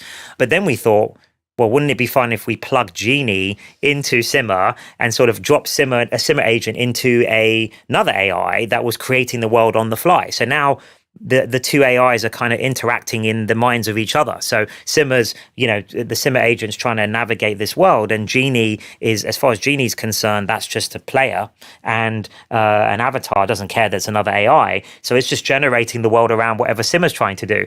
So that it's kind of amazing to see them both interacting together. And I think this could be the beginning of an interesting training loop where you almost have infinite training examples, because whatever the Simmer agent's trying to learn, Genie can basically create on the fly. So I think that you could imagine a whole world of like setting and solving tasks, just millions of tasks automatically, and they're just getting increasingly more difficult. So we may try to set up a kind of loop like that, as well as obviously those Simmer agents could be great as game companions, or also some of the things that they learn could be useful also for robotics. Yeah, the end of boring NPCs, basically. Right, exactly. It's going to be amazing for these games, yeah. Those worlds that you're creating, though, how do you make sure that they really are realistic? How do you ensure that you don't end up with physics that looks plausible but is actually wrong? Yeah, that's a great question, and can be an issue. There's basically hallucinations again. So some hallucinations are good because it also means you might create something interesting and new. So in fact, sometimes if you're trying to do creative things or trying to get your system to create new things, novel things, a bit of hallucination might be good, but you want it to be intentional, right? So not so you kind of switch on the hallucinations now, right, or the creative exploration. But yes, with when you're trying to train a Simmer agent, you don't want Genie hallucinating kind of physics that are wrong. So actually, what we're doing now is we're almost creating a physics benchmark where we can use game engines which are very accurate with physics to create lots of like fairly simple, like the sorts of things you would do in your physics A-level lab lessons, right? Like, rolling little balls down different tracks and seeing how fast they go. And so like really teasing apart on a very basic level, like Newton's 3 laws of motion, has it encapsulated it whether that's VO or Genie, have these models encapsulated the physics of that 100% accurately. And right now they're not. They're kind of approximations, and they look realistic when you just casually look at them, but they're not accurate enough yet to rely on for, say, robotics. So that's the next step. So I think now we've got these really interesting models. I think one of the things, just like we're trying with all of our models, is to reduce the hallucinations and make them even more grounded. And with physics, I think that's going to probably involve generating loads and loads of ground truth, simple videos of pendulums. You know, what happens when two pendulums go around each other? But then very quickly you get to like 3 body problems, which are not solvable anyway. So I think it's going to be interesting. But what's amazing already is when you look at the video models like VO and just the way it treats reflections and liquids, it's pretty unbelievably accurate already, at least to the naked eye. So the next step is actually going beyond what a amateur can perceive, and would it really hold up to a proper physics grade experiment?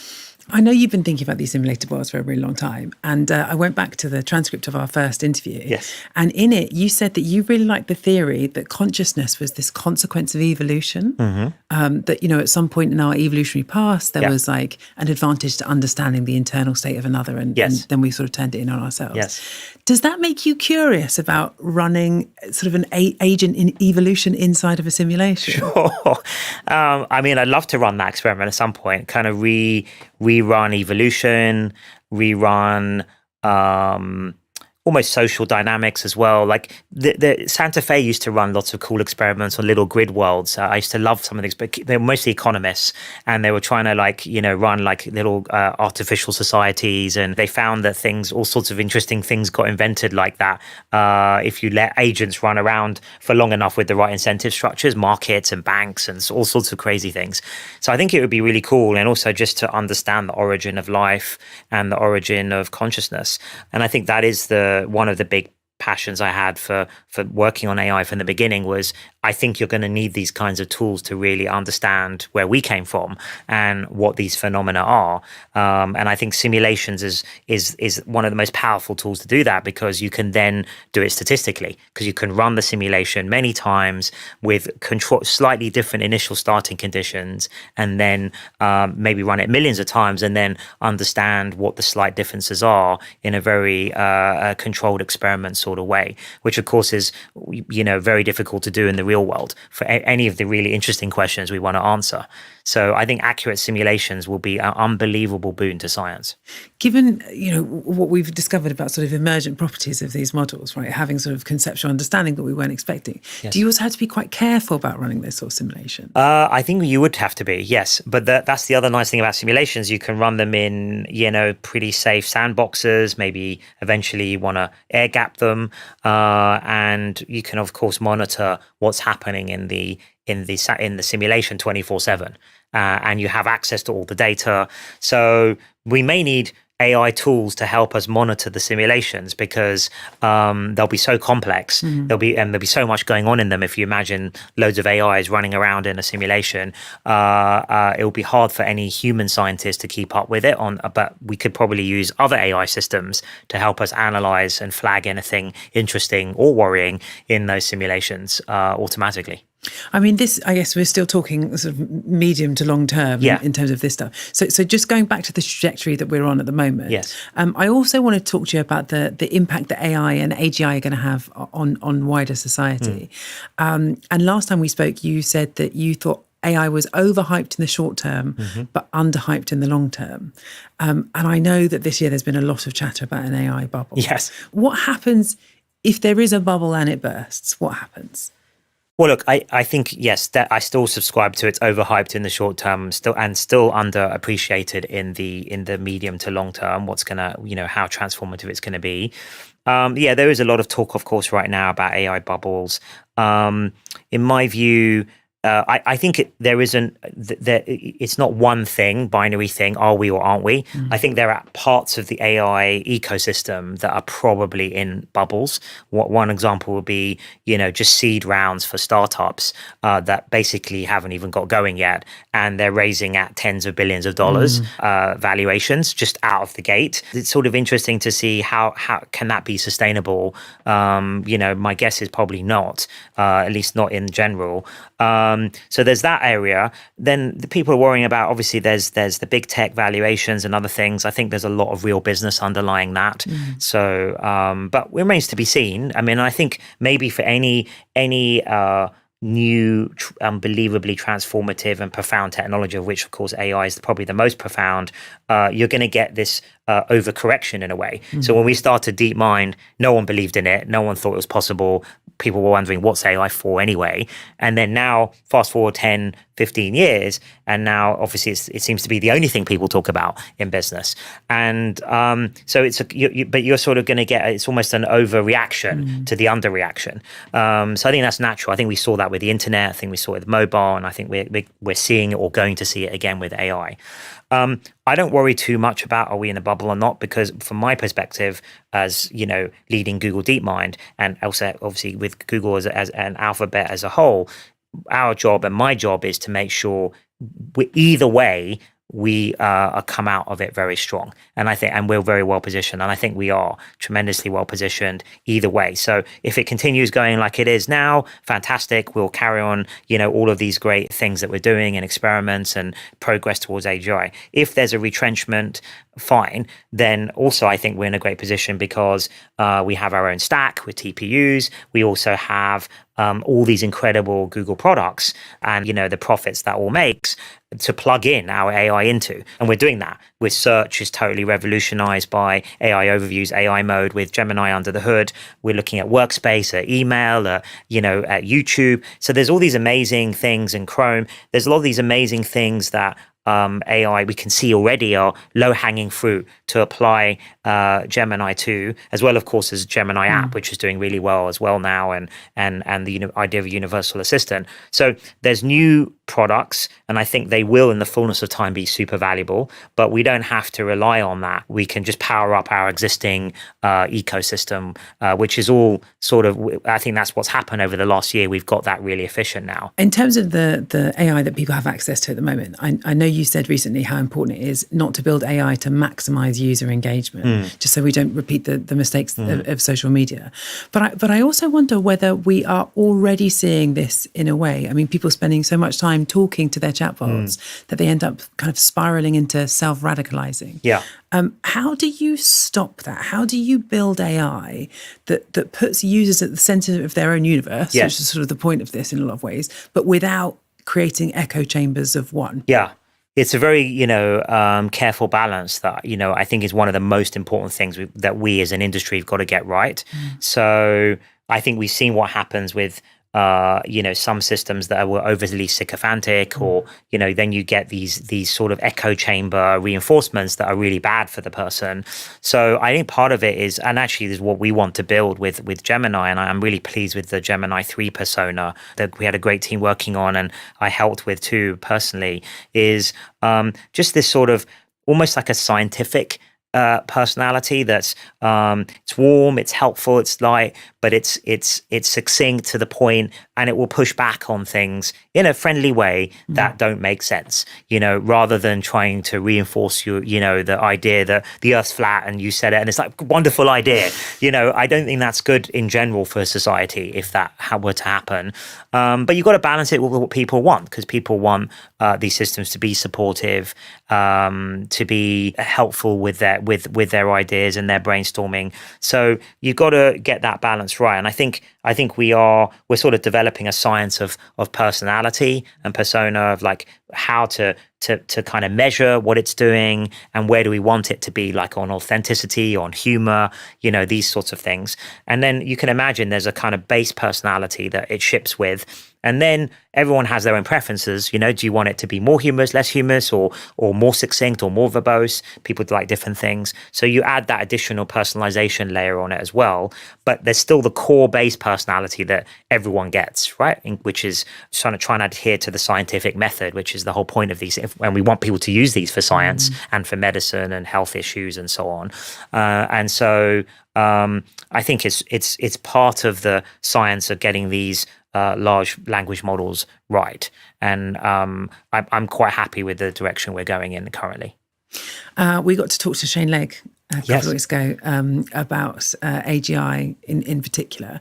Across everything that's happening in AI at the moment, the language models, the world models, and so on, what's closest to your vision of AGI? I think actually the combination of, obviously there's Gemini 3, which I think is very capable, but the Nano Banana Pro system we also launched last week, which is an advanced version of our image creation tool.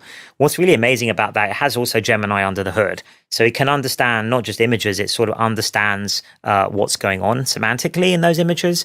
And people have been only playing with it for a week now, but I've seen so much cool stuff on social media about what people are using it for. So for example, you can give it a picture of a complex plane or something like that, and it can label all the diagrams of all the different parts of the plane, and even visualize it in a like with all the different parts sort of exposed. So it has some kind of deep understanding of mechanics and what makes up parts of objects, what's materials. So it's a sort of and it can render text really accurately now. So I think that's sort of it's getting towards a kind of AGI for imaging.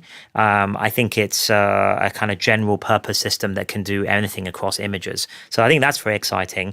And then the advances in world models, Genie and Simmer and what we're doing there. And then eventually we got to kind of converge all of those they're kind of different projects at the moment, and they're intertwined, but we need to converge them all into one big model, and then that might start becoming candidate for proto AGI.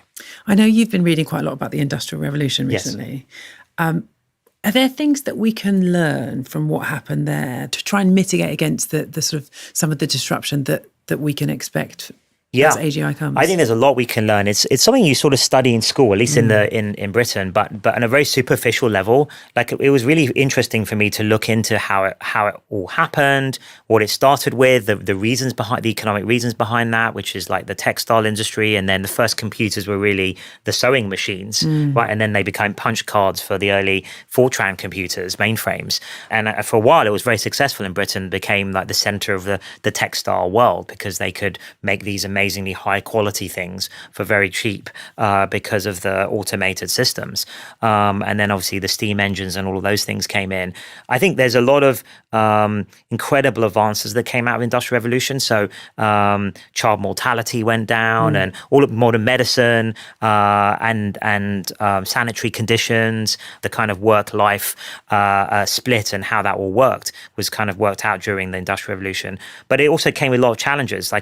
It took quite a long time, roughly a century, and different parts of the labor force were dislocated at certain times. And then new things had to be created, new organizations like unions and other things had to be created in order to rebalance that. So it was fascinating to see the whole of society sort of had to over time adapt, and then you've got the modern world now. So I think there were lots of obviously pros and cons of the Industrial Revolution while it was happening, but no one would want, if you think about what it's done in total, like abundance of people of food and things in the Western world, and modern medicine and all these things, modern transport, that was all because of the Industrial Revolution. So we wouldn't want to go back to pre-Industrial Revolution, but maybe we can figure out ahead of time by learning from it what those dislocations were and maybe mitigate those earlier or more effectively this time. And we're probably going to have to, because the difference this time is that it's probably going to be 10 times bigger than the Industrial Revolution,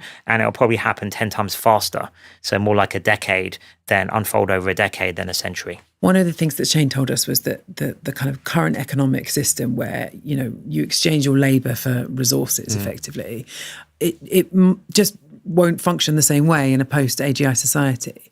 Do you have a vision of how society should be reconfigured or might be reconfigured in a way that works? Yeah, I'm spending more time thinking about this now, and Shane's actually leading an effort here on that to sort of think about what a post-AGI world might look like and what we need to prepare for. But I think society in general needs to spend more time thinking about that, economists and social scientists and governments, because I as with the Industrial Revolution, the whole working world and working week and everything got changed from pre-Industrial Revolution, more like agriculture. And I think that's going to, at least that level of change is going to happen again. So it's not surprising. Would not be surprised if we needed new economic systems, new economic models to basically help with that transformation and make sure, for example, the benefits are widely distributed. And maybe things like universal basic income and things like that are part of the solution, but I don't think that's the complete, I think that's just what we can model out now, right? Because that would be almost an add-on to what we have today. But I think there might be something way better systems where more like direct democracy type systems where you can, vote with a certain amount of credits or something for what you want to see. It happens actually on local community level. Here's a bunch of money. Do you want a playground or a tennis court or an extra classroom on the school? And then you let the community sort of vote for it, right? So and then maybe you could even measure the outcomes, and then the people that sort of consistently vote for things that end up being more well received, they have proportionally more influence for the next vote. So there's a lot of interesting things I hear, economist friends of mine who are kind of brainstorming this, and I think that would be great if we had a lot more work on that. And then there's the philosophical side of it of like, okay, so jobs will change and other things like that, but then but maybe we'll have fusion will have been solved. And so we have this sort of abundant free energy. So we're post-scarcity. So what happens to money? Maybe everyone's better off, but then what happens to purpose, right? Because a lot of people get their purpose from, their jobs and then providing for their families, which is a very noble purpose. So if that's, so there's a lot of, I think some of these questions blend from economic questions into almost philosophical questions. Do you worry that people don't seem to be paying attention, sort of moving as quickly as you'd like to see? Yeah, what would it take for people to sort of recognise that we need international collaboration on this? I am worried about that, and I wish that, and again, in a sort of ideal world, there would have been a lot more collaboration already, and international specifically, and a lot more research and sort of exploration and discussion going on about these topics. I'm actually pretty surprised there isn't more of that being discussed, given that, even our timelines, there are some very short timelines out there, but even ours are 5 to 10 years, which is not long for institutions or things like that to be built to handle this. And one of the worries I have is that the institutions that do exist, they, seem to be very fragmented and not very influential to the level that you would need. So it may be that there aren't the right institutions to deal with this currently. And then, of course, if you add in the geopolitical tensions that are going on at the moment around the world, it seems like collaboration, cooperation is harder than ever. Just look at climate change and how hard it is to get any agreement on anything to do with that. So we'll see. I think as the stakes get higher and as these systems get more powerful, and maybe this is one of the benefits of them being in products, is the everyday person that's not working on this technology will get to feel the increase in the power of these things and the capability. And so that will then reach government, and then maybe they'll see sense as we get closer to AGI. Do you think it will take a moment, an incident, for everyone to sort of sit up and pay attention? I don't know. I mean, I hope not. Most of the main labs are pretty responsible. We try to be as responsible as possible. You know, that's always something we've, as you know, if you followed us over the years, that's been at the heart of what everything we do. Doesn't mean we'll get everything right, but we try to be as thoughtful and as scientific in our approach as possible. I think most of the major labs are trying to be responsible. Also, there's good commercial pressure actually to be responsible. If you think about agents and you're renting an agent to another company, let's say, to do something, that other company is going to want to know what the limits are and the boundaries are and the guardrails are on those agents, you know, in terms of what they might do and not just mess up the data and all of this stuff. So I think that's good because the more kind of cowboy operations, they won't get the business because the enterprises won't choose them. So I think the kind of capitalist system will actually be useful here to reinforce responsible behavior, which is good. But then there'll be rogue actors. Maybe rogue nations, maybe rogue organizations, maybe people building on top of open source. I don't know. Like, obviously, it's very difficult to stop that. Then something may go wrong, and hopefully it's just sort of medium-sized, and then that will be a kind of warning shot to humanity across the bow, and then that might be the moment to kind of advocate for international standards or international cooperation or collaboration, at least on some high level basic, or, you know, kind of like what's the basic standards we would want and agree to. I'm hopeful that will be possible. In the long term, so beyond AGI and towards ASI, right, artificial superintelligence, do you think that there are some things that humans can do that machines will never be able to manage? Well, I think it's the big question. And I feel like this is related to, as you know, one of my favorite topics is Turing machines. I've always felt this, that if we build AGI and then use that as a simulation of the mind, and then compare that to the real mind, we will then see what the differences are and potentially what's special and remaining about the human mind, right? Maybe that's creativity, maybe it's emotions, maybe it's dreaming. There's a lot of consciousness. There's a lot of hypotheses out there about what may or may not be computable. And this comes back to the Turing machine question of like, what is the limit of a Turing machine? And I think that's the central question of my life, really, ever since I found out about Turing and Turing machines. And, you know, I think that's I fell in love with that. That's my core passion. And I think everything we've been doing is being